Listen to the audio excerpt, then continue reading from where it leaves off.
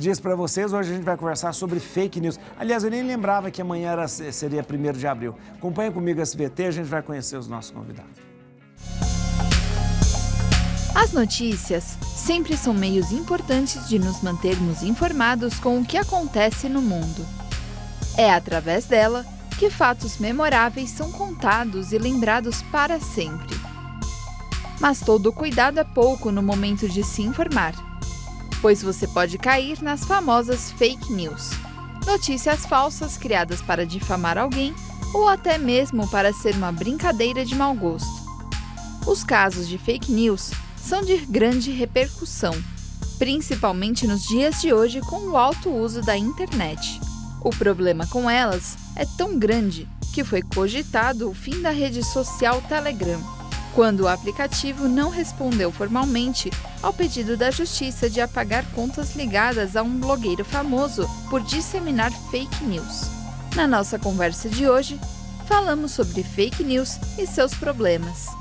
Acompanhe!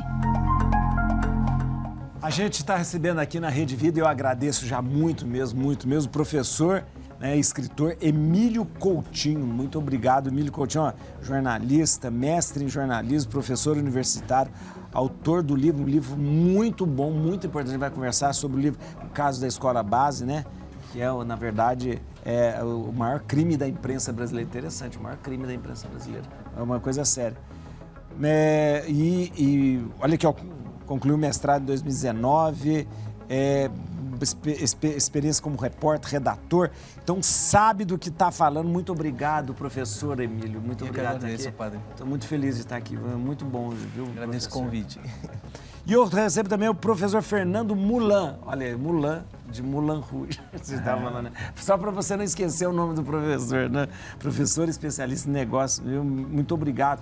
Um especialista em transformação digital, inovação, tudo isso, muito bom. Que bom receber. Eu estou vendo o currículo deles, são tão grandes, todos os dois currículos tão grandes.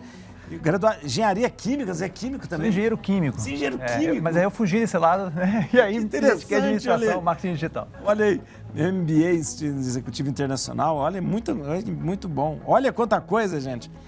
Cofundador da Malbec Angels. Isso, é um grupo de investimento anjo. A gente investe em algumas startups que estão aí inovando, né? Investimento anjo, né? Isso. Olha que demais, gente. Muito bom mesmo. Atualmente é parte sponsor da consultoria boutique de Business Performance.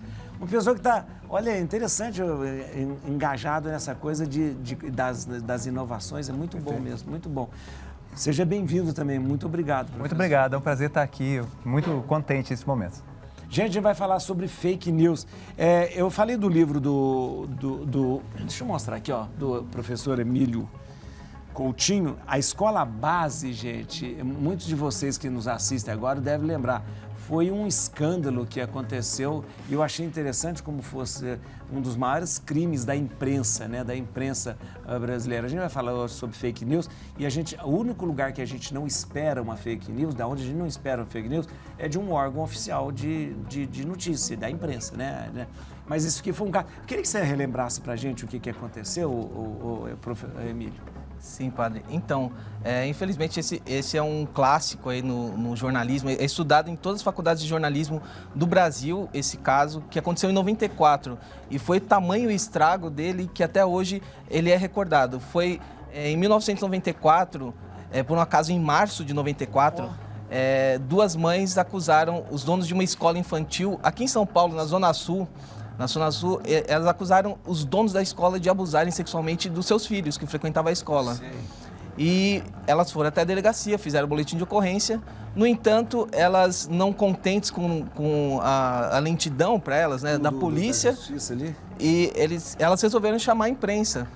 E divulgaram para a imprensa e, infelizmente, a imprensa repercutiu de uma forma errônea, porque só trouxe aí o lado das mães, como se o caso já tivesse sido julgado, tivesse definido e os donos da escola fossem. O julgamento foi feito pela imprensa, então. Exatamente. O julgamento foi feito pela imprensa. E aí foi uma comoção nacional, né? A sociedade se revoltou e a imprensa a todo momento mostrando foto, imagens da escola, dos donos da escola, e aconteceu que a sociedade quis fazer justiça com as próprias mãos, ameaçaram de morte os donos da escola, eles tiveram que se esconder, enfim, destruíram com a escola, saquearam a escola. E 3 meses depois, o caso foi arquivado por falta de provas. Ou seja, nunca aconteceu isso? Não aconteceu. Esse caso foi noticiado, foi pela Rede Globo? Sim, começou a Rede Globo, mas depois foi... Depois todas as... E até hoje não houve uma reparação formal das emissoras que... Eu acho que a grande reparação está sendo feita pelo seu livro, então acho interessante as pessoas... Porque um livro, o professor Emílio, ele traz a partir do ponto de vista técnico e jornalístico, e é importante a pessoa saber justamente para que os erros não sejam cometidos novamente. O professor Fernando, como que a gente pode definir essa questão de fake news? E hoje você trabalha muito com essa questão de mídia e tal. Há uma repercussão maior, há uma proliferação maior dessa fake news? Porque a gente estava conversando, você disse, né? Fake news sempre existiu, né? É isso. Não, na verdade, as fake news, elas surgiram, esse termo fake news foi cunhado no século VI. O termo fake news? Não foi em inglês, né? Mas ele foi cunhado em latim, porque nessa época houve uma história que foi concebida contra o imperador Justiniano por um historiador famoso da ocasião que criou um livro com o propósito de difamar. Que interessante. E aí era o mesmo mecanismo, quer dizer, você cria uma falsa notícia com a premissa de que ela é verdade. E as pessoas acreditam naquela questão de que alguma autoridade está falando isso, quer dizer, um historiador, né? E esse historiador transmitiu ali a sua versão dos fatos que tinha um objetivo calunioso. Então, e no hoje, século VI isso? No século VI. E hoje na internet, o que acontece é que a gente vai uma propagação imediata. Com um clique, a gente replica, né? E repassa notícias que nos parecem verdadeiras porque estão baseadas em nossas crenças e não em fatos. Isso, em crenças e nem fatos. E irresponsavelmente, a gente, sem perceber, e isso pode ser qualquer um de nós, repassa uma informação julgando que ela é coerente e isso pode destruir a reputação, a vida de alguém, como no caso da escola base. Teve um caso clássico de fake news, foi de Nero. Botou fogo em Roma e depois falou que eram os cristãos. Ele diz, os cristãos, ele falou, botou fogo em Roma e aí ele, apertado com aquilo, ele falou, não, foram os cristãos que fizeram isso, né? Ou seja, e como você disse, o mecanismo é o mesmo, uma autoridade... Né? Alguém que tem uma autoridade, existe um mecanismo cerebral que se chama viés de confirmação. Que todos nós tentamos estar bem uns com os outros, né? Foi o que levou a espécie humana a ser social, a estar junto.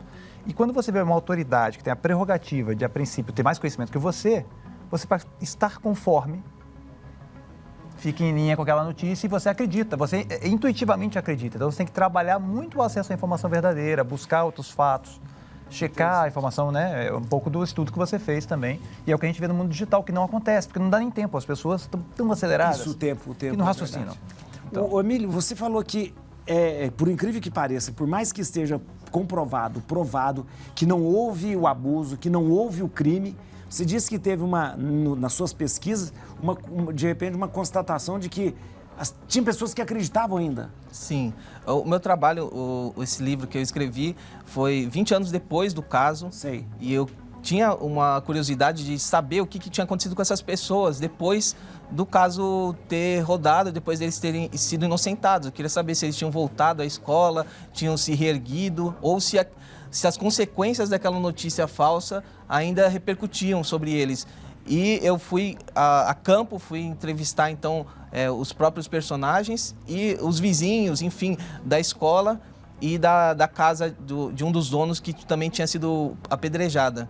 E, por incrível que pareça, os vizinhos da casa dos donos da escola base, a maioria acreditava que eles ainda eram, sim, os pedófilos, porque eles viram na TV. Eu perguntei, mas como vocês têm essa noção? Vocês não viram que o caso foi arquivado, eles são inocentes? Não, mas eu vi na televisão um jornalista falando que então eu acredito ali. E as pessoas acreditaram naquilo que elas viram primeiro, que é a acusação.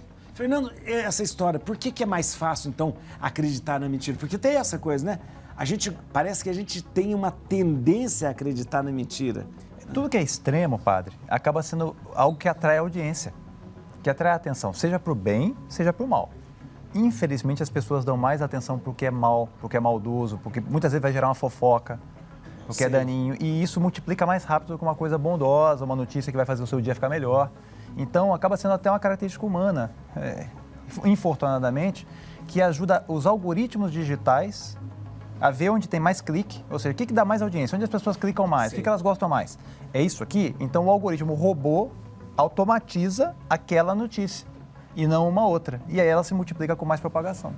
Isso gera mais mídia digital que vai remunerar quem faz a publicação disso, que é uma outra questão, que é quem ganha dinheiro com isso.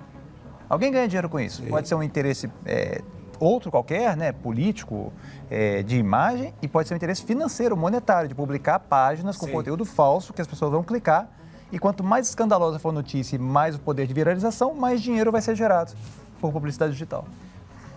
Você como jornalista, trabalhando nisso, existe uma diferença entre exagerar e falar uma mentira, não é? Eu acho que o Nelson Rubens fala, né? Eu aumento, mas não invento, né? Ele fala assim, ele aumenta, mas não invento. Essa questão do exagero, isso não pode ser considerado porque eu lembro, a gente tá falando, existiu aqui em São Paulo o chamado, não sei se muita gente lembra, mas o Notícias Populares, que era o jornal do que você estava lembrando aí, do exagero, que a gente fala, torcia, saía sangue. E as chamadas eram clássicas, as chamadas eram maravilhosas, as chamadas do Notícias Popular. Mas tinha uma característica, eles não falavam mentira, eles exageravam, né? A gente não considera esse exagero uma fake news. Pois é, nós temos que considerar que a maior parte do público em geral costuma ler somente os títulos das notícias. E aí, muitas vezes, o título diz uma coisa e no conteúdo da notícia diz outra, só que a pessoa compartilha aquilo lendo apenas o título. Então, aí está um grande perigo também, né? Que nós devemos ter cuidado. Inclusive, o Facebook e o Twitter, recentemente, eles colocaram ali uma ferramenta que, antes de compartilhar, pergunta, você chegou a ler o que você está compartilhando? Então, é uma espécie de uma trava aí que as redes sociais criaram. Que pode ser uma pegadinha, né? O título da notícia, né? Assim, vocês estudam jornalismo, você sabe que é uma arte fazer um título, né? O título é uma arte, a manchete, né? Que a gente fala como que a gente define que é uma fake news? Para a gente diferenciar da fofoca, como é que a gente poderia... A mentira, ela pode acontecer. Quer dizer, você, às vezes, involuntariamente ou voluntariamente, você mente por não ter informação, por realmente acreditar em algo que não é verdadeiro, na essência. Até porque, muitas vezes, a verdade é uma foto que você tira em um determinado momento histórico ou uma situação, né? A fake news, ela tem uma característica, eu não sei a tua visão, Emílio, eu sei que também estuda muito o assunto, a fake news, ela tem uma característica bastante específica, que ela é uma notícia manipulada com o objetivo de parecer verdadeira. Ela tem uma intenção. Para induzir as pessoas ao erro, ela tem uma intenção maldosa. Tem uma intenção. Ela tem uma intenção. Não sei se você tem uma outra definição, mas em geral, fake news a gente acaba vendo dessa maneira. Né? Bom, sempre que fala de fake news, aí eu faço uma defesa do jornalismo, né? Isso, desde 2009 caiu a obrigatoriedade do diploma no jornalismo. Isso. Qualquer pessoa pode atuar e dizer que é jornalista. Porém, eu faço a defesa que a nossa profissão de jornalista é uma profissão importante, principalmente em tempos de fake news, porque a essência da nossa profissão é apurar, você receber uma informação, você verificar se aquilo realmente é real, você ir atrás das fontes primárias, de onde surgiu, quem que disse isso, eu quero saber. Então, você não passa uma informação, se você é um jornalista sério, você não passa uma informação para frente sem antes fazer essa apuração. Então, isso é o básico. E hoje, porque, na verdade, isso que você falou é muito sério, porque como qualquer um pode ser jornalista, você cria um blog, cria uma página e começa a dizer, dá um nome lá de jornal, tal, e começa... E isso atrapalha justamente, né? Ou atrapalha, claro, e aumenta essa coisa da fake news também, porque cada um fala assim, aquela ânsia de trazer uma notícia, ânsia de colocar sem checar, porque essa coisa, porque o jornalista também, ao lado dessa coisa de checar a fonte, de tudo isso, ele quer dar o furo também, né? Ele quer dar o furo, né? Ele quer sair primeiro, né? Sim. Mas essa coisa pode, às vezes, fazer com que a pessoa não cheque direito. Exatamente. Hoje em dia, com as redes sociais, com a agilidade que tem as redes sociais, até mesmo a questão do furo de notícia é algo um pouco mais raro, porque alguma coisa já acontece, já sai no Twitter, já sai numa rede social. A própria pessoa, às vezes, já noticia, Sim, né? E aí o trabalho do jornalista foi invertido, não é ele que vai atrás daquela informação para divulgar, ele vai pegar, muitas vezes vai pegar aquela informação que está sendo divulgada, que está sendo compartilhada e vai apurar para ver até onde aquilo é real ou não. Então, o que é sempre aconselhável quando você recebe uma notícia bombástica, uma notícia assim que te impressiona, é pesquisar, procurar nos canais já conhecidos, profissionais assim de jornalismo e verificar se tem alguma coisa ali. Se não tem nada ali, será que é real? Né? Quantas vezes já mataram o Silvio Santos? Já, é verdade, né? é verdade. Por quê? Está na rede social, as pessoas acreditam, as pessoas... muita gente acompanha as notícias através das redes sociais e esquecem que os portais de notícia tem pessoas, tem profissionais ali que estão habilitados para fazer esse tipo de trabalho. Isso é um mal. Sabe o que acontece? Assim, isso está contaminando todo mundo. A sociedade como um todo está tendo muito prejuízo com a questão da fake news. Estava comentando há pouco com o Emílio que saiu uma pesquisa, até um amigo comentou hoje comigo mais cedo, né, sobre o tema. Saiu uma pesquisa chamada Barômetro de Confiança, em todo o mundo, é feita em vários países, né, que é a Edelman, que é um instituto super reconhecido. Sei. E eles medem o grau de confiança das pessoas, do cidadão e da cidadã, nas instituições. O governo brasileiro tem 34% de confiança. 34%? A imprensa, o jornalismo, 47%. Oh. E caindo, ano após ano. E aí as empresas agora são vistas como mais confiáveis. 64% das pessoas confiam no que o setor privado está fazendo e 60% confiam nas instituições não governamentais. E era um problema. Então, o que está acontecendo? Uma profunda mudança nos hábitos e naquilo que a gente busca de referência de informação. Isso é muito grave, porque se você não confia no jornalista que está fazendo um trabalho independente de apuração, se você não confia num governante que tem o poder público, a princípio tem políticas públicas para poder prover o bem, em quem confiaremos? Então, isso é um problema muito grave. Sério. E essa coisa do checar a notícia e de ter meios oficiais. Então, como é que a gente vai... Quem vai definir que são os meios oficiais? A gente vai ter o quê? Os grandes jornais, né? Deu no New York Times, então a gente sabe que... Porque aqui no Brasil tinha mais ou menos uma referência. Se deu no Jornal Nacional, era meio tipo assim, deu no Jornal Nacional, a gente pode confiar. O brasileiro tinha também o Repórter Esso antigamente, que tinha isso. Deu no Repórter Esso, a gente pode... Tanto é que existe na história do jornalismo que as pessoas, mesmo sabendo, enquanto elas não escutassem no Repórter Esso, elas não sabiam, elas não podiam, elas não diziam... acreditavam. Não acreditavam, né? Exatamente. Mas hoje inverteu. Qualquer porcaria de site que dá, a pessoa já começa a... Por causa dessa desconfiança, as pessoas preferem acreditar no grupo do WhatsApp do que no veículo, entendeu? Porque ele fala, eu não confio na imprensa, a imprensa tem interesse, tem objetivos. E parte das fake news teve o propósito de desestabilizar o próprio jornalismo. Então interessante isso. O fake news, porque eles, geralmente, quem produz fake news, tem um discurso assim, a mídia que engana. O problema é a mídia. A mídia quer te manipular.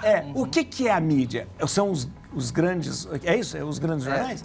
Padre, enfim, é difícil até dizer quando surgiu a primeira fake news, assim, qual que foi a primeira fake news. Mas até em âmbito eclesiástico, talvez o padre concorde comigo, a meu ver, foi quando a serpente ofereceu uma maçã para Eva, dizendo que se você comer dessa maçã, você será mais poderosa. Não, mas Deus disse tal coisa. Não, mas acredite em mim. E aí, a primeira propagadora da fake news...